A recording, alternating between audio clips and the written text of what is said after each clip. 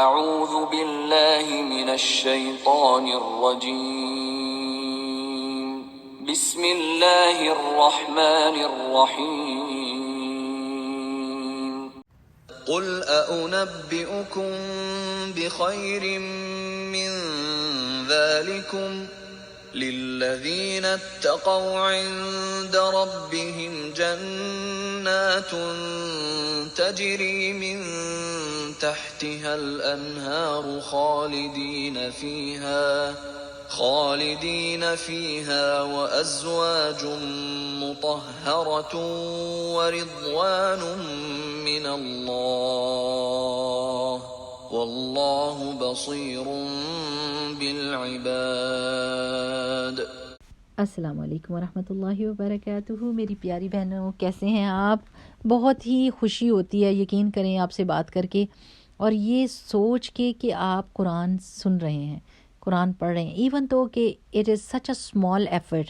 ماشاء اللہ بڑے بڑے نام موجود ہیں جو قرآن پڑھاتے ہیں الحمدللہ، لیکن یہ ایک چھوٹی سی کوشش ہے کہ بیسکس باتیں ہم کو سمجھ آ جائیں قرآن کی، اور اس کے بعد انشاءاللہ باذن اللہ جب موقع ملے تو بڑے استادوں سے تعلیم حاصل کرنے کا ضرور شوق اور دعا کرنی چاہیے کہ اللہ سبحانہ و تعالیٰ اسکالرز سے ہم کو علم دلا۔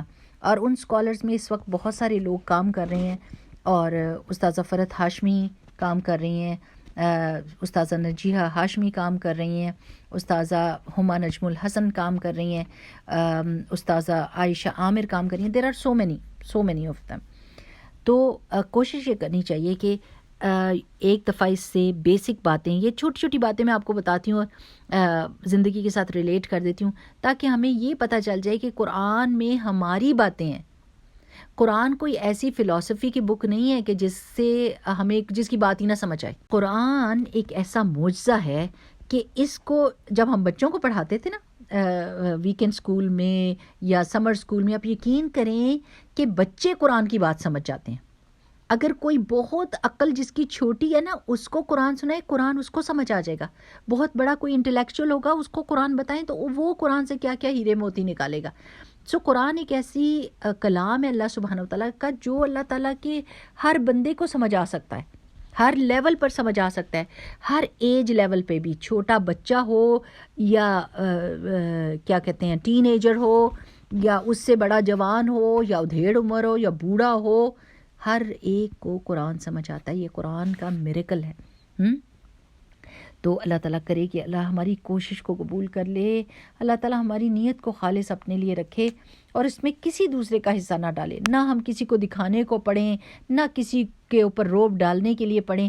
ہم صرف اور صرف اس لیے پڑھیں کہ یہ ہمارے رب کا کلام ہے، یہ ہمارے سے بات ہو رہی ہے، ہم نے اپنی زندگیاں سنوارنی ہیں، ہم نے اللہ سبحانہ وتعالیٰ کو راضی کرنا ہے اور اپنے اصل گھر کی طرف روانہ ہونا ہے جو جنت ہے۔ ٹھیک ہے، تو آج ہماری آیت بھی جنت کے بارے میں ہے، الحمدللہ رب العالمین۔ چلیں پڑھتے ہیں۔ رب اشرح لی صدری ویسر لی امری واحلل عقدۃ من لسانی یفقہوا قولی ربنا زدنا علما آمین۔ میری پیاری بہنوں، 14 نمبر آیت میں ہم نے وہ ساری چیزوں کے نام پڑھے تھے جس کی محبت ہمارے دلوں کے اندر ہوتی ہے۔ جیسے کہتے ہیں نا کہ 3 زے جو ہوتا ہے، زن، زر اور زمین، اس کی محبت انسان کے دل کے اندر بہت زیادہ ہوتی ہے، سونے کی، عورتوں کی اور زمین کی، یعنی پراپرٹی کی۔ تو وہ ساری چیزوں کے اللہ تعالیٰ نے نام لے کر بتایا کہ یہ سب دنیا کی متاع ہیں، یہ دنیا میں استعمال کرنے کی چیزیں ہیں، استعمال کی چیزیں ہیں، اور اللہ کے پاس بہت اچھا ٹھکانہ ہے۔ اب اللہ تعالیٰ بتائیں گے کہ وہ کون سا ٹھکانہ ہے۔ یہ کتنی پیاری اللہ سبحانہ وتعالیٰ کی بات ہے کہ ہر چیز کو ایکسپلین کر دیتے ہیں تاکہ دوسرا بندہ کسی کنفیوژن میں نہ رہے۔ تو اللہ تعالیٰ فرماتے ہیں اگلی آیت میں، اعوذ باللہ من الشیطان الرجیم، بسم اللہ الرحمن الرحیم، قل، اے محمد صلی اللہ علیہ وسلم کہہ دیجئے، قاف واو لام اس کا روٹ لیٹر ہے، ٹھیک۔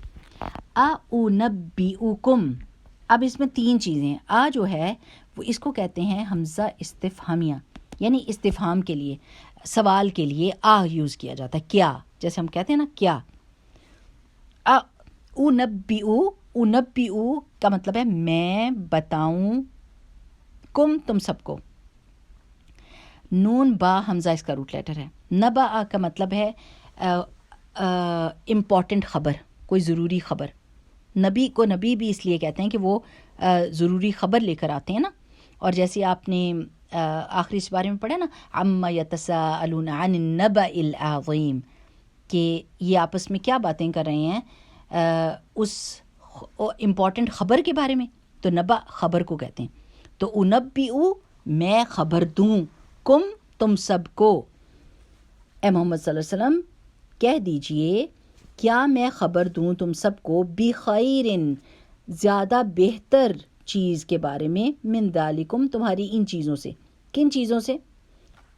حب الشہوات جو تھی، نساء، بنین، قناطیر من الذہب والفضہ، خیل المسومہ، انعام، حرث، یہ ساری پیچھے جو باتیں ہوئی تھی نا، ان سے بہتر چیز تمہیں بتاؤں کہ کیا ہے. للذین، لی واسطے، لام جو ہے یہ لی جو ہے یہ حرف جر ہے، الذین کے ساتھ جڑ گیا اس لیے الذین کا حمزہ جو ہے نا وہ گر گیا ہے. تو للذین، الذین جو ہوتا ہے وہ اسم موصول ہوتا ہے. للذین اتنا آپ کو پتہ ہونا چاہیے، الذین پورے قرآن میں اس کو اسم موصول کہتے ہیں، اور یہ دو چیزوں کو آپس میں جوڑتا ہے، یعنی جملے کے دو حصوں کو جوڑے گا، دو لفظوں کو آپس میں جوڑے گا، اور ایک چیز دوسرے چیز کو ایکسپلین کری ہوگی نا، وصل کر دیتا ہے، جوڑ دیتا ہے. تو الذین کا مطلب ہوتا ہے ان لوگوں کے لیے، ٹھیک ہے نا، لیے، الذین ان لوگوں کے. اتقوا، واو قاف یا اس کا روٹ لیٹر ہے، اور جنہوں نے تقوی اختیار کیا. بہتر چیز بتاؤں ان لوگوں کے لیے جنہوں نے تقوی اختیار کیا. تقوی کس کو کہتے ہیں؟ اللہ سبحانہ و تعالیٰ کی ناراضگی سے بچنے کے لیے ہر وہ کام کرنا جو اللہ کو راضی کرنے والا ہو، اور ہر اس چیز سے بچنا جو اللہ کو ناراض کرنے والا ہو. سو بچنے کا مفہوم ہے. عندہ پاس، عندہ کیا ہے؟ ظرف مکان، یہ وہ ورڈ ہوتا ہے جو آپ کو جگہ کیا بتاتا ہے. بس اپنے کان سے یہ بات گزرنے دیں. تو عندہ پاس ربہم ان کے رب کے، رب کا کیا روٹ لیٹر ہوتا ہے؟ را با با. اور رب کس کو کہتے ہیں؟ خالق، مالک، مدبر، یعنی پیدا کرنے والا، اون کرنے والا. مالک ہے وہ ہمارا، ہمیں اون کرتا ہے، اور مدبر ہے، سسٹینر ہے، پرووائڈر ہے، ہمیں ہر چیز جو ہماری ضرورت کی ہوتی ہے وہ فراہم بھی کرتا ہے. ٹھیک ہے نا؟ سبحان اللہ، بہت ہی اسی لیے آپ رب کہہ کے نا تو دعائیں بھی مانگتے ہیں، کیونکہ اللہ سبحانہ و تعالیٰ کو واسطہ دیتے ہیں اس کی ان ساری خصوصیات کا. تو ان لوگوں کے لیے جنہوں نے تقوی اختیار کیا، ان کے رب کے پاس کیا ہے؟ کتنے مزے کی بات آ رہی ہے. جناتن، جیم نون نون اس کا روٹ لیٹر ہے، اور جنتن واحد ہے، نون کے اوپر زبر آ جاتی ہے. یہ جو کھڑی زبر ہے نا یہ ہٹا دیں گے تو پھر واحد بن جائے گا، اور آخر میں تائے مربوطہ آ جائے گا. جنتن باغات ہیں، تجری بہتی ہیں، جیم را یا اس کا روٹ لیٹر ہے، من تحتہا ان کے نیچے سے. یہ ہا کی ضمیر جو ہے نا جنات کو جا رہی ہے، ٹھیک ہے. ان کے نیچے سے، کن کے نیچے سے؟ جنات کے نیچے سے کیا بہ رہی ہوتی ہیں؟ الانہار، نہریں. کس قدر خوبصورت سین ہوگا نا، امیجن بھی کریں ساتھ ساتھ. خالدینہ، خالدینہ کا روٹ لیٹر ہے خا لام دال، خالد واحد ہے اس کی. خالدین کا مطلب ہے ہمیشہ ہمیشہ رہنے والے ہیں. فیہا ان میں، یعنی ان جنات میں. اور کیا ہوگا ان میں؟ ازواجن اور سپاؤس. زوج کہتے ہیں زا واو جیم، زوج سپاؤس کو کہتے ہیں، جوڑے کو کہتے ہیں، یعنی مرد کے لیے عورت اور عورت کے لیے مرد. تو جوڑے ہوں گے مطہرتن پاکیزہ، طہارہ اس کا روٹ لیٹر ہے. اور رضوانن، رضوان ہوگی، را ضاد یا اس کا روٹ لیٹر ہے. رضوان یعنی رضامندی، من اللہ اللہ کی طرف سے. واللہ اور اللہ تعالی بصیر خوب خوب دیکھنے والا ہے، بالعباد اپنے بندوں کو. عباد عبد کی جمع ہے، اور عین بادال اس کا روٹ لیٹر ہے. کیا بات ہے، اللہ سبحانہ تعالیٰ کی کیا شان ہے. اللہ تعالیٰ کہہ رہے ہیں کہ محمد صلی اللہ علیہ وسلم ان سے کہیے کہ یہ ساری چیزیں جن کے بارے میں پچھلی آیت میں بتایا ہے کہ ان کی محبت ان کے دلوں کے اندر ہے، ان سے کہیں کہ کیا میں اس سے بھی بہتر تمہیں چیز بتاؤں؟ کیونکہ یہ چیزیں تو آپ کے ہاتھ سے چلی جاتی ہیں. لیٹ سے پراپرٹی ہاتھ سے چلی جاتی ہے، خدا نخواستہ جانور مر کھپ جاتے ہیں، چیزیں چوری ہو جاتی ہیں، بچے دور چلے جاتے ہیں، جو اسپاؤس ہوتا ہے وہ مر جاتا ہے، یا کچھ ایسا ہو جاتا ہے، یا بندہ خود مر جاتا ہے، اور چیزیں یہیں پر رہ جاتی ہیں. سو اینی ویز ان چیزوں سے تو جدائی ہے ہی ہے، چاہے ہم کتنی ان سے محبت کر لینا، ایک دن تو آئے گا جب ان سے جدا ہونا پڑے گا. لیکن کوئی نعمت ایسی ہوگی جس سے جدائی نہیں ہے، اور وہ نعمت قائم رہنے والی ہے. اور وہ کیا ہے؟ اگر ہم نے زندگی میں تقوی اختیار کیا، اللہ سبحانہ و تعالیٰ سے ڈرے، اللہ سبحانہ و تعالیٰ سے محبت کی، ہر چیز میں ہم نے کہا یہ دنیا تو ختم ہو جائے گی، میں اللہ سبحانہ و تعالیٰ کو راضی کر کے میں نے اللہ تعالیٰ کی رحمت کے اندر جانا ہے، اور وہ اس کی جنت ہے. وہ جنت اللہ سبحانہ و تعالیٰ نے اتنی خوبصورت پیدا کی ہے. اکثر و بیشتر نا لوگ کہتے ہیں کہ ہم جنت میں کیا کریں گے، تو میں اتنی حیران ہوتی ہوں، میں کہتی ہوں ہائے کیا کریں گے؟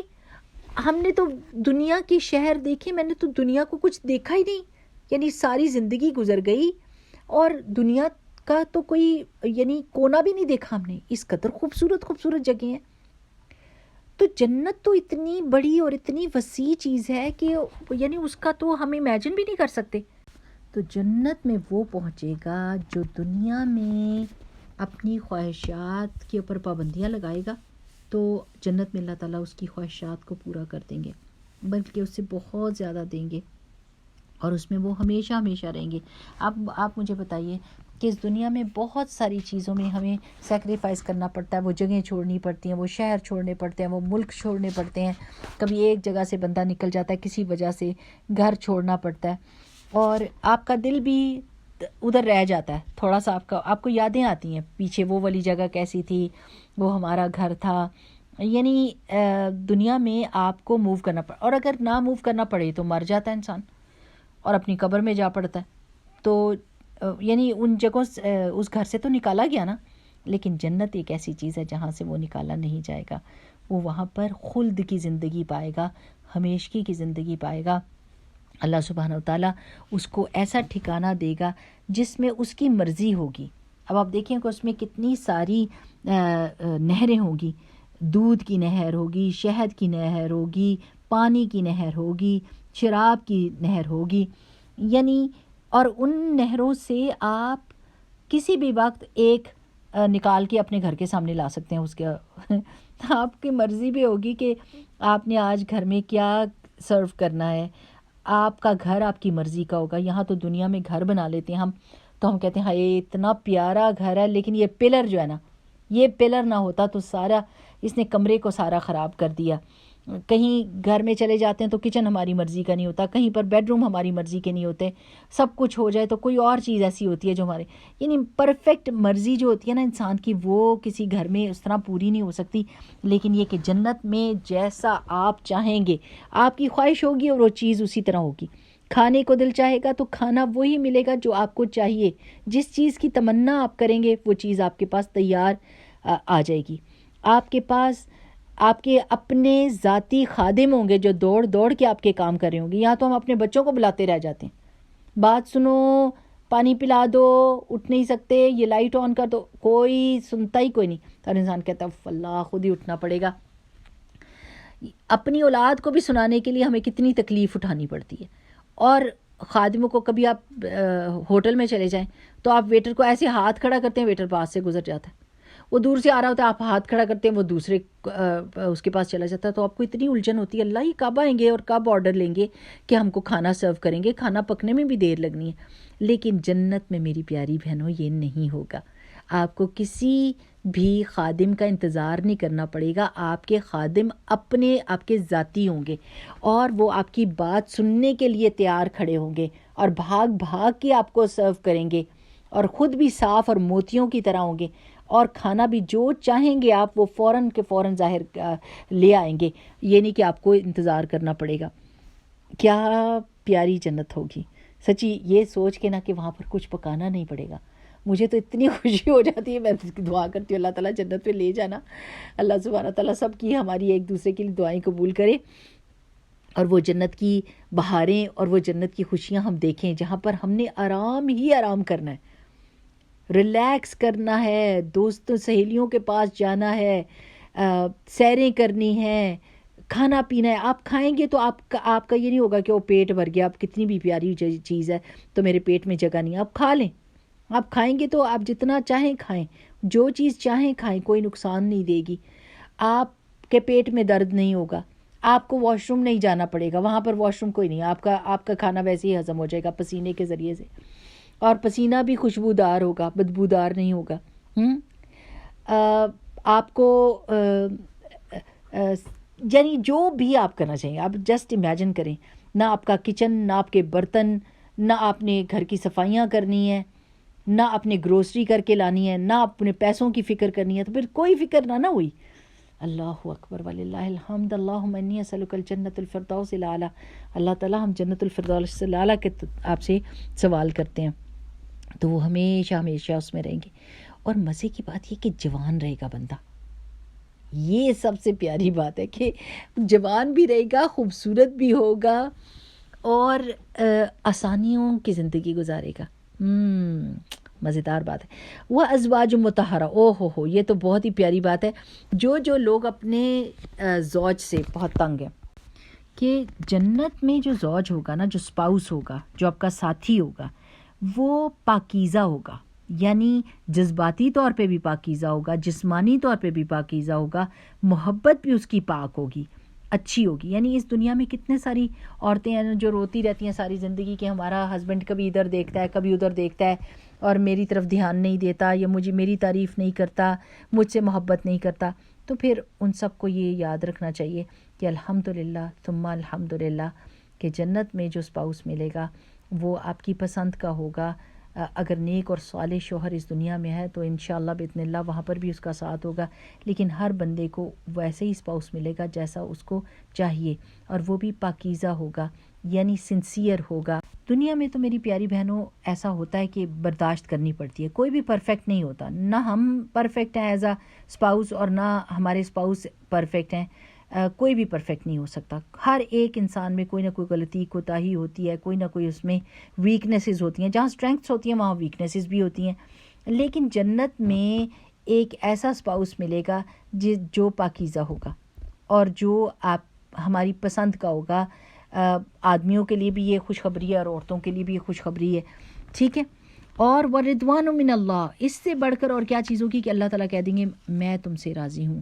اس دنیا میں ہم صدقہ دیتے ہیں تو ڈرتے ہیں پتہ نہیں اللہ تعالیٰ نے قبول کیا کہ نہیں کیا، پتہ نہیں ہم نے کوئی ریاکاری تو نہیں کرتی، مال کیسا تھا، یعنی ہر چیز میں ہمیں ڈر اور خوف لگا رہتا ہے. اور ہم اللہ تعالیٰ کو راضی کرنے کی کوشش کرتے ہیں لیکن کوئی کنفرمیشن تو نہیں ہے نا ابھی ہمارے پاس ایز سچ، تو ہم ڈرتے ہی رہتے ہیں. اور یہ ایمان کا تقاضا ہوتا ہے کہ ڈرتا ہی رہے انسان. لیکن میری پیاری بہنوں چونکہ یہ دنیا ہے تو اس میں ڈر بھی ہے، خوف بھی ہے، پریشانیاں بھی ہیں. جنت میں جا کے سب سے بڑا دل کی خوشی پتہ ہے کس چیز کی یہ ہوگی کہ اللہ تعالیٰ ہم سے راضی ہے، جس کے بارے میں حدیث میں آتا ہے کہ سیدنا ابو سعید الخدری رضی اللہ عنہ کہتے ہیں کہ رسول اللہ صلی اللہ علیہ وسلم نے فرمایا اللہ تعالیٰ جنتی لوگوں سے پوچھے گا کیا تم اب خوش ہو؟ اور وہ کہیں گے پروردگار بھلا اب بھی ہم نہ خوش ہوں گے جب کہ تو نے ہمیں وہ کچھ عطا فرما دیا جو اور کسی مخلوق کو نہیں دیا. اس وقت اللہ تعالیٰ فرمائیں گے اب میں تمہیں وہ نعمت دیتا ہوں جو ان سب نعمتوں سے افضل ہے.